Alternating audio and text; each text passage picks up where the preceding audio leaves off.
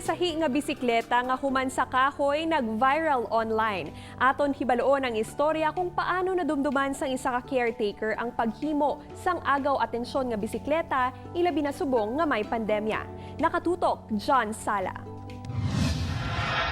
Ang mga Pinoy abilidadan, mapisan kag hindi man matupungan ang creativity. Isa sa mga nagpamatuod sini si Manong Jennifer sang Buena Vista, Guimaras. Palaligban subong sang kadam-an ang transportasyon kag isa sa mga nahimo nga alternatibo nga masakyan ang bisikleta.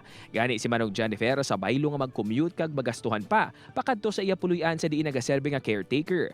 Nagdisenyo ni sang pinasahi nga bike nga human sa kahoy kag nag-viral pa sa social media. Agaw atensyon sa mata sang kadam-an tag sa nga yara ini sa dalan. Kay una gid handom ko gid nga makaangkon sang bike.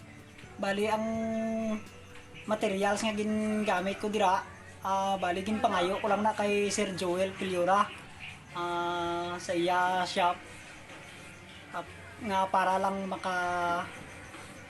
makahimo ako sang bike. Paglaro naman ng Jennifer, may motor man sila sa ilabalay. Apang wala pa ini sang driver's license. Gani mas ginpakamaayo niyang magbike na lang. Nakatipid ka na sa mahal nga gasolina. Healthy pang ialawas sa adlaw-adlaw nga pag-ehersisyo gamit ang paborito nga bike. Amo to nga time nga pag-bike ko kay do alang-alang gid.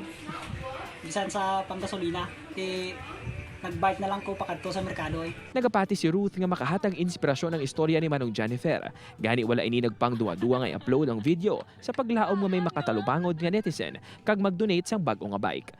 Malay natin basi may may makaluon man bala iban nga maghatag siya bike. Wala sang mabudlay kun ang tanan ginatugyan sa Ginoo. Tiyaga sa pagpangabuhi kag kun ano ang maibulig mo sa imo isika pareho.